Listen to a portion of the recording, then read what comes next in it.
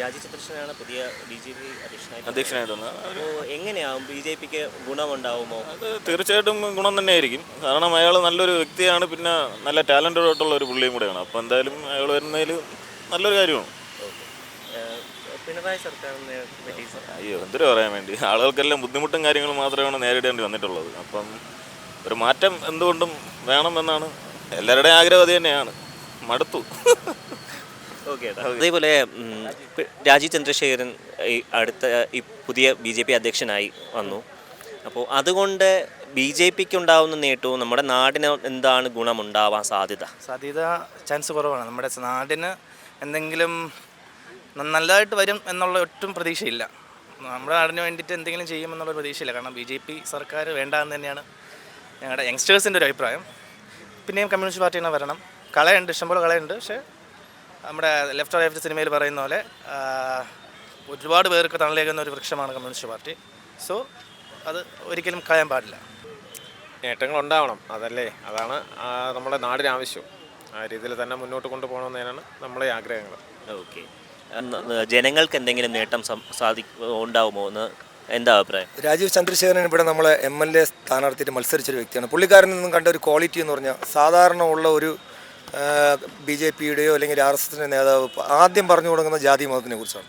പക്ഷേ പുള്ളിക്കാരൻ്റെ ഫസ്റ്റ് ഇൻ്റർവ്യൂവിൽ പുള്ളിക്കാരൻ അങ്ങനെ ഒന്നും പറഞ്ഞിട്ടില്ല. വലിയൊരു ക്വാളിറ്റിയാണ്. പേഴ്സണലി അയാൾ വലിയൊരു ക്വാളിറ്റി അതിൽ നിന്ന് മനസ്സിലാക്കാൻ പറ്റി. അല്ലാതെ ബാക്കിയുള്ളവർ തുടങ്ങും പോലെ ഞങ്ങൾ മറ്റേ ഹിന്ദുക്കളാണ് അങ്ങനെയുള്ള ഒരു ഇതില്ലാതെ. കാര്യം വേറെ ഒന്നുമില്ല, നമ്മൾ ഈ സിനിമയെക്കുറിച്ച് തന്നെ ഒരു പ്രസ്താവന ഇറക്കിയ സമയത്ത് പുള്ളിക്കാരൻ പറഞ്ഞ കുറച്ച് കാര്യങ്ങളുണ്ട്.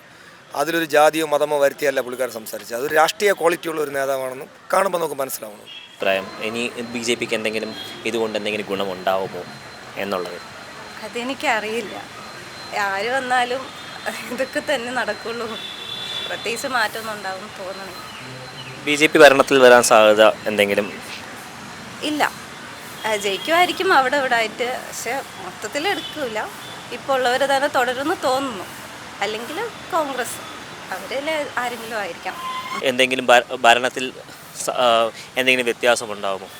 അദ്ദേഹം ഇപ്പോഴും വന്നതല്ലേ ഉള്ളൂ. അദ്ദേഹത്തിനെ കുറിച്ചൊരു വ്യക്തിപരമായ അഭിപ്രായം പറയാനുള്ള സമയമായിട്ടില്ല. വന്ന 2-3 ആഴ്ചയല്ലേ ആയുള്ളൂ. അദ്ദേഹം ഇതുവരെ ഒന്നിലും വളരെ ആക്ഷൻ എടുത്തിട്ടില്ല. ഒരു ആക്റ്റീവായിട്ട് അദ്ദേഹം ജനസമ്പർക്ക പരിപാടി എന്ന് പറഞ്ഞാൽ മത നേതാക്കന്മാരെ പോയി കാണുന്നുണ്ട്. അങ്ങനെയൊക്കെയുള്ള കാര്യങ്ങൾ അദ്ദേഹം ചെയ്യുന്നുണ്ട്. അതിലൊന്നും താഴെക്കടയിൽ ഇറങ്ങി വരേണ്ട കാര്യം വരണം. എങ്കിൽ മാത്രമേ ഒരു രാഷ്ട്രീയക്കാരനായിട്ട് അയാളെ അംഗീകരിക്കാൻ പറ്റൂ. പക്ഷേ അദ്ദേഹം നല്ലൊരു ഇതാണ്, അങ്ങനെ വിദ്യാഭ്യാസമുള്ള മനുഷ്യനുമാണ്. ഒരുപാട് നല്ല കാര്യങ്ങൾ BPLും അങ്ങനെയുള്ള നമ്മളിപ്പം കൊണ്ടു നടക്കുന്ന ഈ മൊബൈലെല്ലാം അദ്ദേഹത്തിൻ്റെ ഒരു കാഴ്ചപ്പാടിൽ ഉണ്ടായൊരു സാധനമാണ്. അദ്ദേഹത്തിൻ്റെ ബുക്ക് ഞാൻ വായിച്ചിട്ടുണ്ട്. അദ്ദേഹത്തിൻ്റെ ബുക്ക് ഞാൻ വായിച്ചിട്ടുണ്ട്. BJPക്കാരനായിട്ടല്ല, അദ്ദേഹത്തെ ആ എഴുതിയ ബുക്കെന്ന് പറഞ്ഞാൽ നല്ല ആശയപരമായിട്ടുള്ള കുറേ കാര്യങ്ങൾ അതിലുണ്ട്. അതുകൊണ്ടാണ് കഴിഞ്ഞ തവണ ഞാൻ അദ്ദേഹത്തിന് വോട്ടും ചെയ്തത്. ജയിച്ചില്ല, അത് വേറെ കാര്യം. അങ്ങനെയുള്ളവരാണ് ഈ രാജ്യത്ത് വരേണ്ടത്. ഇല്ലേ? അതെ, നമുക്ക് രാജ്യം നന്നാവണം, അല്ലെ വ്യക്തിപരമായിട്ട് ആരും നന്നാവണ്ട.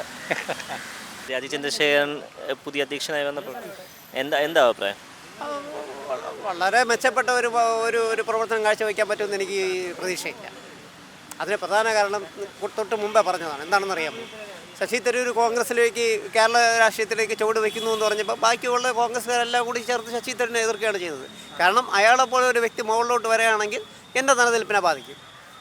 ഇത് തന്നെയാണ് രാജീവ് ചന്ദ്രശേഖരൻ്റെ കാര്യത്തിലും വരാൻ പോകുന്നത്.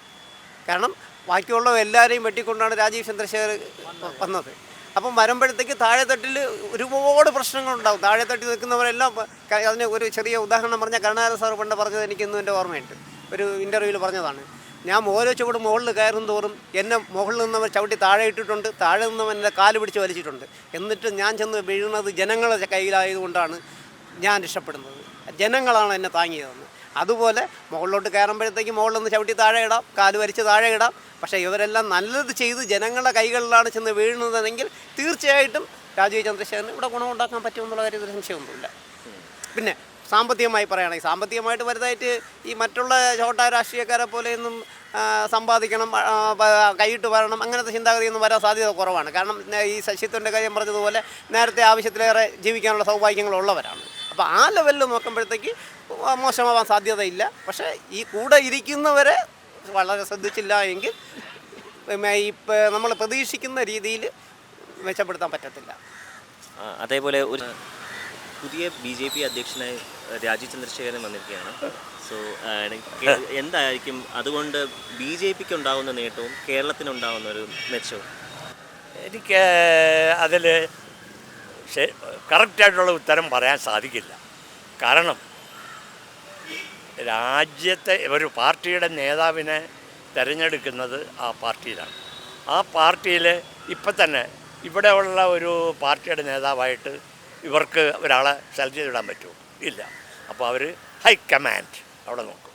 അപ്പോൾ ഹൈക്കമാൻഡ് എന്ത് തീരുമാനിക്കുന്നുവോ അതനുസരിച്ച് നടക്കും. ഹൈക്കമാൻഡ് ചിലപ്പോൾ ഇവരെക്കാളൊക്കെ നല്ല, നമ്മളിവിടെ പല പാർട്ടികളും കാണുന്നില്ലേ, എല്ലാവരും മന്ത്രിയാകണം. അതവൻ്റെ ഒരു അവൻ്റെ മനസ്സിലുള്ളതാണ്. അത് മാറിയിട്ട് പണ്ട് നെഹ്റുവിൻ്റെ ഒരു ചോദ്യം ഉണ്ടായിരുന്നു. നെഹ്റുവിനോട് ചോദിക്കും, താങ്കൾ പ്രധാനമന്ത്രിയായി കഴിഞ്ഞ് എന്താണ് ചെയ്യാൻ പോകുന്നത്, എന്ത് നേട്ടമാണ് ഉണ്ടാകുന്നത്? അപ്പം അദ്ദേഹം പറയും, രാജ്യം എന്ത് നിങ്ങൾക്ക് നൽകുന്നു എന്നല്ലതല്ല ചോദ്യം, നിങ്ങൾ രാജ്യത്തിന് വേണ്ടി എന്ത് ചെയ്യുന്നു. നിങ്ങൾ രാജ്യത്തിന് വേണ്ടി ചെയ്യുമ്പോൾ അത് രാജ്യത്തിൻ്റെ പുരോഗതിക്കായിട്ട് വരും. അതുകൊണ്ട് we all will unite, we will fight for the right. Okay.